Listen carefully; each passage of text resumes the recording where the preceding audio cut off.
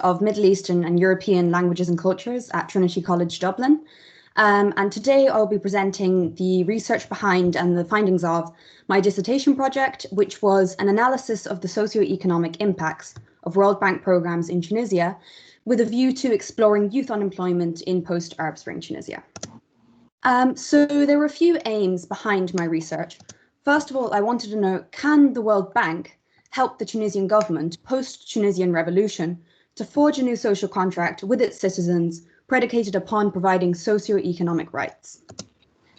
Next, I wanted to know historically what socio-economic impacts have World Bank lending programs had in Tunisia. And lastly, I wanted to know how and indeed if these impacts are different after the revolution.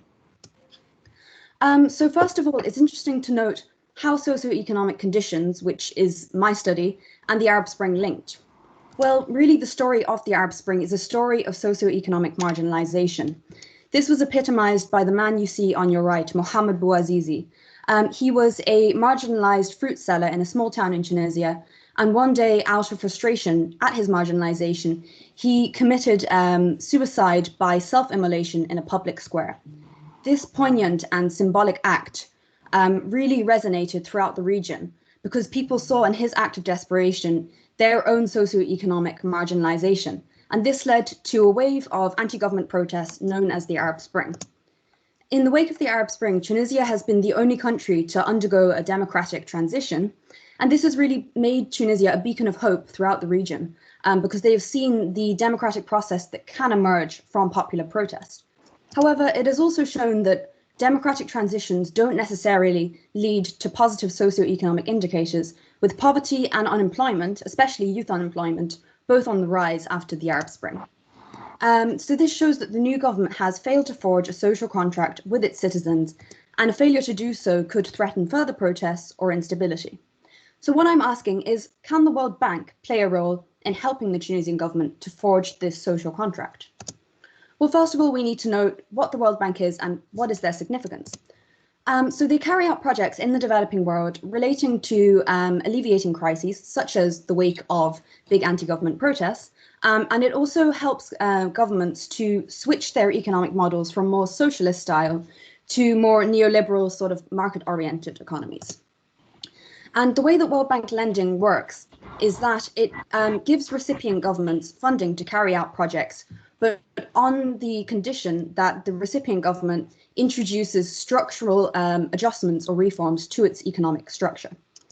Within the Middle East, or the Middle East and North Africa region, the World Bank is the largest multilateral donor, so it has big significance in the region, and also because, of course, as I noted, it has a policy-making role with its structural adjustment loans.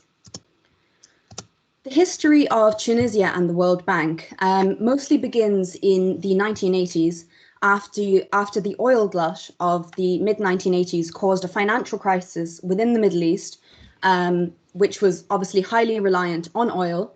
And the World Bank's role within Tunisia during this time was to help diversify its economy away from oil reliance and also to stabilize the macroeconomic side of the economy, such as reducing debt.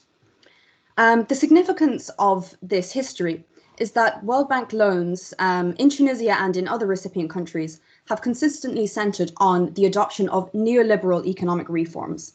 These sorts of reforms include things like streamlining the public sector and reducing government distribution in the economy. And this has had a decline, this has caused a decline in the socioeconomic sphere, because of course, if you cut things like social welfare, that means that basic things like healthcare are less affordable. Or if you, for example, streamline the public sector, it means that there are lots of jobs that have suddenly been lost within the public sector and led to, obviously, an increase in unemployment as a result. And then to compound these issues, the government of Tunisia, when adopting these neoliberal reforms, adopted them in such a way as to enrich themselves and the network of business and political elites around them. So you had this situation where neoliberal reform was causing the elites to become richer, causing citizens to have worse and worse socioeconomic outcomes. And then on the other hand, you had the government refusing to listen to these demands and becoming more authoritarian to crack down on the public discontent that was emerging from neoliberal reform. And this really emerged from a failure by the World Bank to consider the human costs of these reforms and to put in place mitigation measures. Young people were particularly affected badly by these outcomes. Youth unemployment in Tunisia has consistently stagnated at around 30% since the mid-1980s, and this is almost double the total unemployment in Tunisia of 15%. And I think a very dramatic statistic is that the global average for youth unemployment is around 10%. So you can really see that Tunisia's levels are so dramatic, almost triple the global rate. And this has caused particular frustration in Tunisia because young Tunisians are very highly educated and therefore have very high career aspirations, but they simply just have very limited employment availability to match this. This is really down to two main shortcomings in World Bank programs. First of all, they were unable to foster the creation of a sophisticated job-creating private sector which could have absorbed these young unemployed people. And secondly, they didn't implement any sort of employment strategy or infrastructures to mitigate the impact of neoliberal reforms on young people. However, the post-Tunisian revolution, so post-2011 period, has seen a really positive shift within World Bank lending programs. This was first revealed in a report that the World Bank published in 2014 called The Unfinished Revolution. And they put an emphasis on helping the Tunisian government to forge a new social contract with its citizens. And on the World Bank's part, it really looked introspectively at what they could do to correct past failures and shortcomings. And this included a focus on addressing youth unemployment as a top priority in the post-2011 period. However, they haven't just shown that they will do this within a report or in a rhetorical sense. There have been real projects and policies to back this up. This is evident in the Youth Economic Inclusion Project, which is running from 2017 to 2024. It's the first World Bank project dedicated specifically to tackling barriers to youth unemployment. And it provides young Tunisians vital skills and vital funds in order to pursue employment opportunities, such as providing technical training, financial assistance for young entrepreneurs. And it actually has provided inbuilt incentives for businesses in Tunisia to hire and employ young people. So it's really tackling the main barriers to youth employment that have existed historically. Furthermore, it involves civil society organizations, which is really important.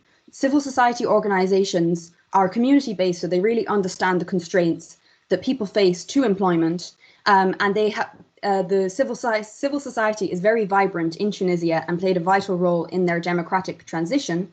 And so I think that they can also play a vital role within improving youth outcomes. The project is currently in its pilot phase, just within one area of Tunisia. But if the Tunisian government were to carry similar projects throughout the country forward in the future, it lays the groundwork for a future Tunisian youth employment strategy and indeed perhaps a new social contract to emerge in the future. So just to sum up everything I've said here and to give some recommendations based on it, first of all, I think that the World Bank should continue to get civil society involved, not only in the project implementation, but I would even say within policy making. As stated, they really understand the constraints that people face, and they're very vibrant within Tunisia, and they really should be used to improve socioeconomic outcomes.